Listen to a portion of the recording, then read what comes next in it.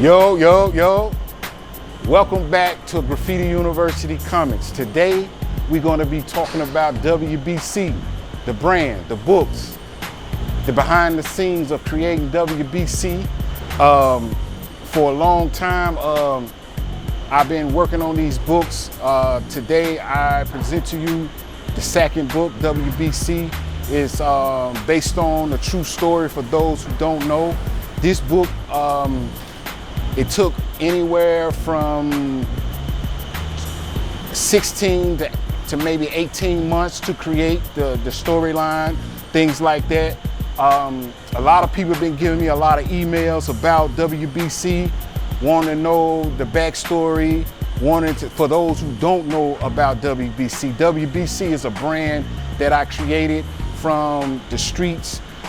This brand that I created from the streets, I wanted to bring my truth to W.B.C and tell my story behind W.B.C on how it got started, what separated the W.B.C brand, what caused the separation behind a lot of foul things that occurred in W.B.C. So what I decided to do, like I said, over the years with this brand, I wanted to like turn a negative into a positive. You see what I'm saying? I wanted to be able to turn it into a positive because I wanted to take my experiences, my life, the things that happened to me in my life to help the youth, to help not just the youth, help everybody. You know what I'm saying? Anybody that's in that life of the streets, who's selling drugs, gang banging, robbery, stealing, shooting guns, drive-bys, all this is tied into W.B.C. And one of the things that I felt that I needed to do, I not only owe myself to tell the world my side of the truth, but I also owe the people that, my loved ones, the ones who stuck with me through my hard times, the ones who seen the real suffering, the real pain that I had to go through in using drugs, suffering out in those streets. I felt like as though not only them, for the people who I considered crossed me or betrayed me or just did foul things behind my back, you know what I'm saying? I feel like as though I needed to tell this story to help to bring the awareness to the youth, to bring the awareness to people who decide to choose that route, their lifestyle. So what I decided to do, I wanted to break down just not everything about W.B.C in this episode, but I want to kind of like break down some of the things that happened, the events that occurred that I feel as though needed to be known. You know, like I said, a lot of people give me a lot of emails. A lot of people reach out to me asking me to when I'm gonna tell the story, when I'm gonna do this and this about W.B.C. So like I said, what I decided to do, instead of telling the whole story in one book, I decided to break it down into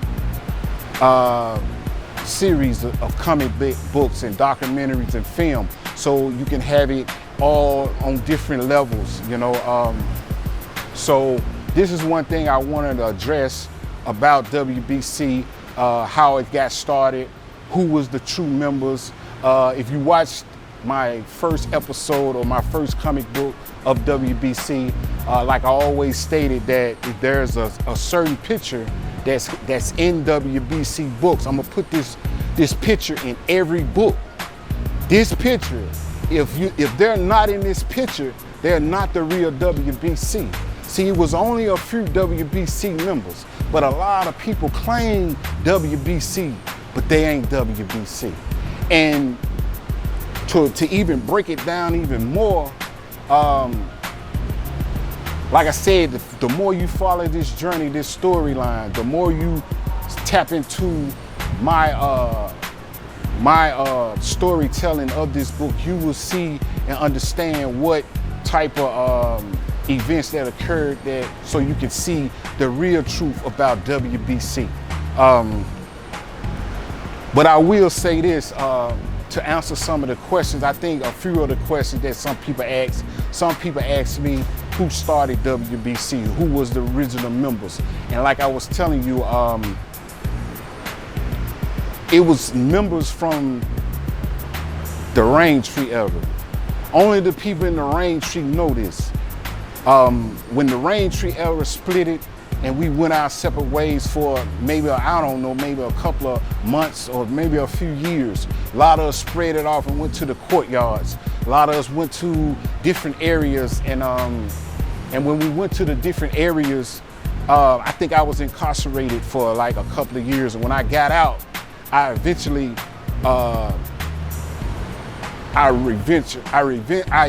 went back to my old stomping ground, which was the Wind Branch, because when I first moved to Whitehaven, I was living in North Memphis and Watkins and Brown. I come up in that area, Watkins and Brown, shout out to Watkins and Brown, North Memphis. I come from that area is where, when I came from there, we moved to Whitehaven. In Whitehaven, there was some big ass complex projects called the Windsors, the Differences, the Southbrooks, and the Wind Branch. And being in those type of environments, there was a lot of drug infested areas. A lot of people, it was different dope boys, different people that hustle, you know. And before I moved to Whitehaven, I wasn't a drug dealer. I was more of a thief, stealing bikes and shit like that, cars and burglaries and things like that. But I eventually began to hustle. I began to sell crack. You know what I'm saying? I began to smoke weed, run the streets, stealing cars, Grand Theft Auto, breaking into cleaners and things like that. So the more I began to be a part of this lifestyle, like I said, that was around, I can say, 12, 13, 14, I'm in and out of all different complexes. And like I said, all the complexes was in one area. And as time went on, you know, I would continue to move back and forth to the different areas. But like I said, the Rain Tree was, as time went on, as the Rain Tree, there was an area where we hustled on the blocks for a couple of years. And when the Rain Tree broke, we began to, like I said, we ventured off. Some people went to the courtyards. Some people went to different areas. I think at the time I was incarcerated. So when I got out, this was like around 92, 93, 94, in that area right there. I went to the Wind Branch. And once I began to go to the Wind Branch, mind you, I always hustled in these areas, but this was another time period where when I got out of jail and went to this area, I began to hustle. And when I was hustling there, it wasn't really no hustling. It was nobody hustling there. It probably was people hustling rock for rock. No, let me back that up. It was some people. It was another group of dudes that was hustling. They was a little older than me, you know. They was considered, you know what I'm saying, some people that later on in the story you will find out who they were. They was hustling, but at some point they had became somewhat, they had got their money up, so they somewhat left, and they was no longer posted. So I was like the only one posted. And remind you, the people that ran with me in the Rain Tree, they was nowhere around me in the Wind Branch. But as time went on, they began to come around in the Wind Branch. So we began to hustle together. So people asking me, how did the Wind Branch, who started W.B.C, or how did it come about? See, it's a lot of layers to W.B.C. See, it was a lot of, we had to defend W.B.C.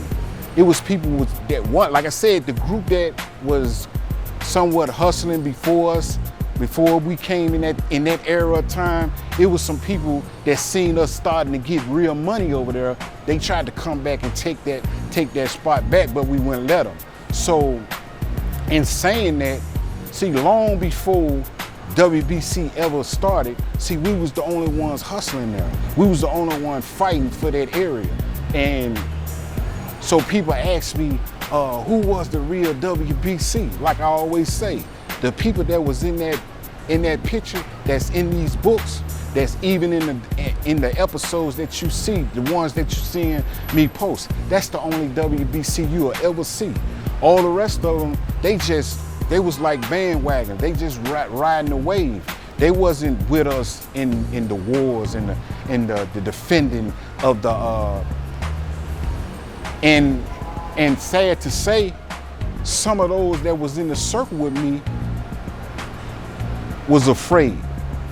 And wasn't nothing wrong with that, because the reason why I say that is this. See, a lot of people ask me, who started W.B.C? What is W.B.C about? And this and that. See, to me, W.B.C was a brotherhood. We hustled together, we sold crack together, we ate together, we did everything together. And saying that, when it came down to someone messing with someone in a circle, you had to mess with all of us. And that's always been my mentality when it came down to the people that was cut from the Raintree era. So, long story short, here's another thing that they always ask me: how did the war start? Who started the war? What caused the war? And a lot of people always thought that I started the war, but it wasn't me. It was a nigga in the circle that started the war. You know, but like I said, the code that we went by was, if you fuck with him, you fuck with us. So that was the code, that was the branding of W.B.C. So in saying that, when the nigga in the circle started their war, when he shot at them and ran them to the other side, that sparked a war. See, a lot of people don't know that that's what started the war. But see, in being in W.B.C and being in the streets, see, I'm from the streets. If you fuck with my nigga, you fuck with me. Same, that's how I looked at it. Maybe my expectations was a little, hold on, we're gonna stop.